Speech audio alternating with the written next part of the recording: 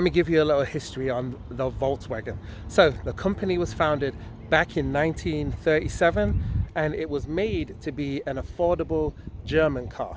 In fact, the word Volkswagen actually means the people's car. Volks meaning the people and Wagen meaning car. So the people's car. So that's how it actually started, and they've made plenty of good, awesome models. They've made the Volkswagen Beetle, which I owned one of those, the Volkswagen Golf, which I've driven many, not owned one. I own a Volkswagen CC. I've owned a Volkswagen Polo back in the UK. So I've driven many Volkswagens. I'm a big fan of them. So I'm looking forward to reviewing this car and seeing how you guys like it. What's good, YouTube? This hood is really light. Giddy up!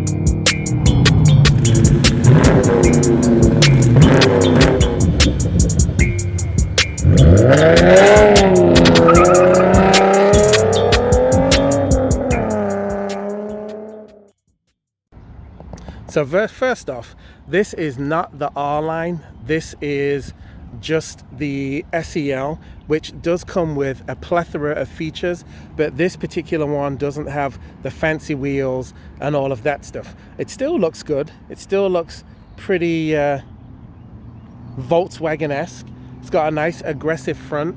You've got chrome all along the front grille and black. I don't know how this will hold up over time, but it does look good and it does give the car a very nice sporty look. The higher trims actually come with fog lights down there, and it has parking sensors all the way around. You can get front and rear backup cameras on it, but this one I believe it just has a rear backup camera. These wheels are not my favorite. There are other wheels that do look really good on this car, but this one comes with the 255s, 50 and on a 20-inch rim. The R line that I was looking at earlier actually had 21-inch wheels. And then from the side, I actually think that it looks very similar from the side to a Kia Telluride. So keep that in mind, because I would say that the Kia Telluride is going to be one of these cars' competitors. I do like the white, but personally I probably would get a different color. The new style Volkswagen key fob, I love this. It actually looks really cool. If you press this button, it will open up the trunk automatically, and you can remote start the car from the key fob as well. Underneath here you've got some extra cargo space, and I believe with the seats folded down, because you can see this is a third row SUV, the full cargo capacity is 96.6 cubic feet.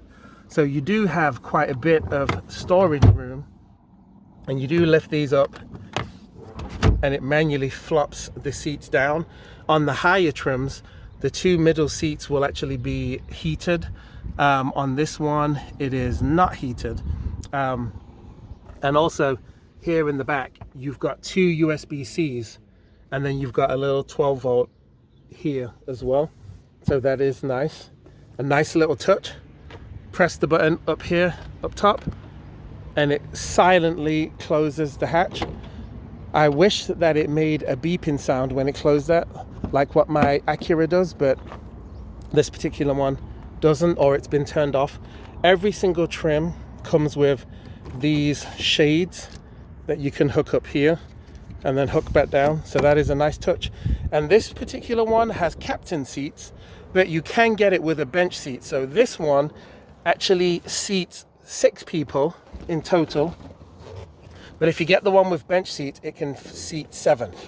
Regular mat pockets back here, and then you've got AC vent controls down here, another 2 USB-Cs, and another 12-volt. Oh, actually, yeah, that looks like a house outlet, so that's a nice touch. And then you got the air vents back here, and like I said, this particular one does not have the heated seats back here, but it does come with it according to what the sales guy told me. And the interior is actually, I like its updated interior. It's very nice. It actually feels very premium in my opinion. And I do like the feel of the seats. They feel very high quality. Power windows, power mirrors. You've got 3 memory seat settings back here. And then as we climb into the cabin, which is the cool part of the car, start this up, which it's got the it's got the engine start button here. Once I start it, you see everything boot up here.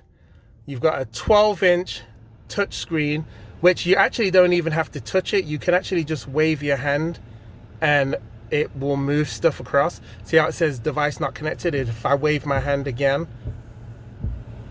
then it moves again. So that is cool that you don't have to touch it. I would personally prefer that it actually has real buttons that you can press instead of just kind of like these haptic feedback kind of buttons. I would actually like real buttons.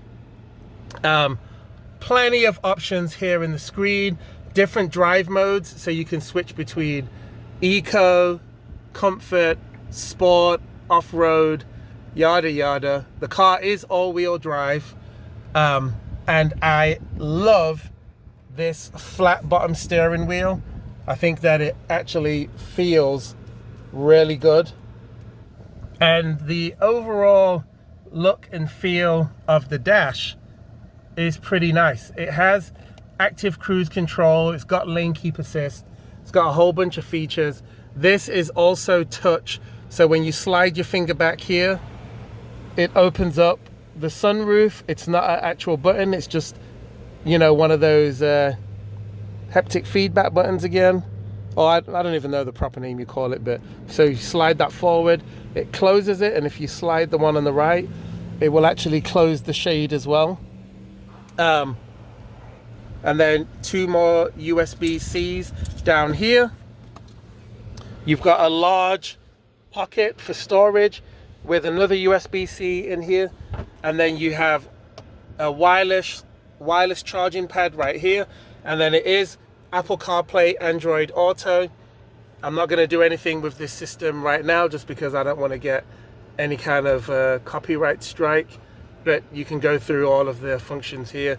Heated seats and cooled seats, and the glove compartment is a decent size.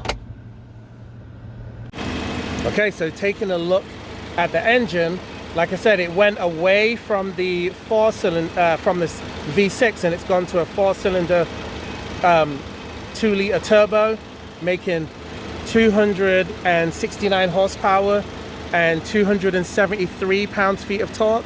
And its average gas mileage when you combine city and highway is 20 miles to the gallon. So it's not that great, but for a vehicle of this size, it's pretty decent. And you can see that the engine is sitting really low in this compartment, and it can tow up to 5,000 pounds. Now this one is a 2025.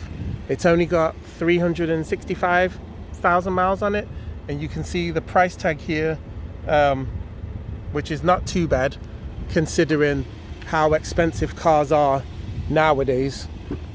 But yeah, I definitely would go for a different color because this one doesn't have all of the sparkly flakes in it. Let me show you this too.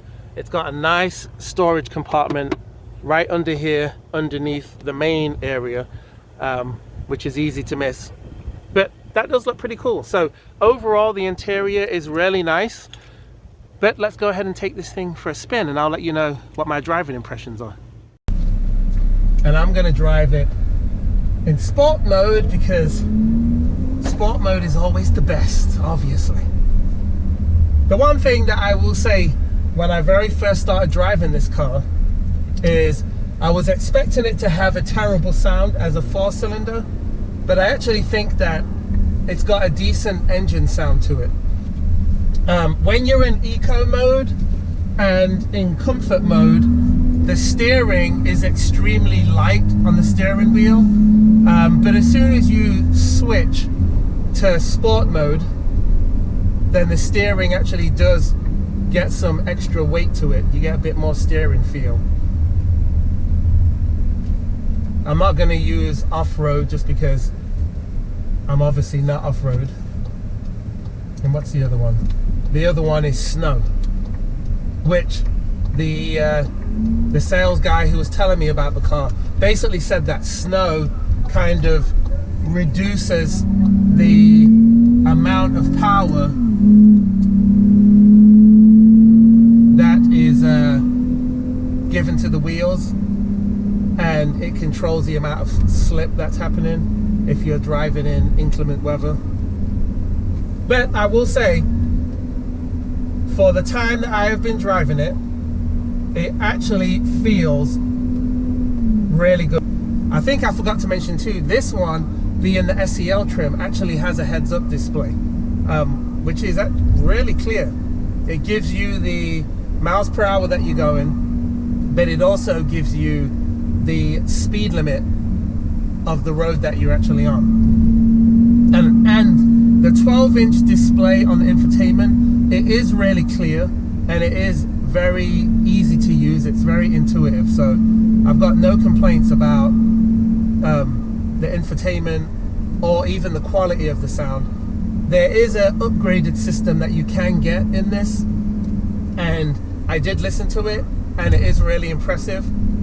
But I'll be honest, I probably would just stick with this basic radio because it's more than good enough as it is. If you want to really blast music, then sure, go for the upgraded system. But the top of the range SEL R line was just a shade under 60,000. It was like 60, I think it was 58,000. So you are going to pay quite a bit more if you get that particular trim. But the other thing that I am really impressed with is the quietness. It's very, very quiet while I'm driving it. I know that I'm not doing highway speeds right now, but it is still very quiet as far as road noise. When I drove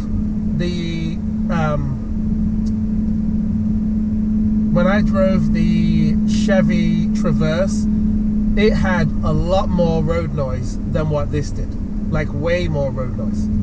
So this being so quiet, which I would expect nothing less from Volkswagen, but it actually feels premium when you're in it. And just the overall feel, the steering wheel, everything feels really good.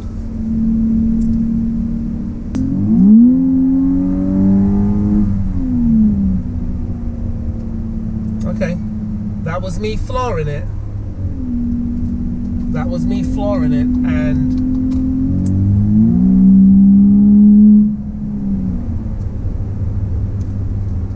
it feels okay. This is what I'll say.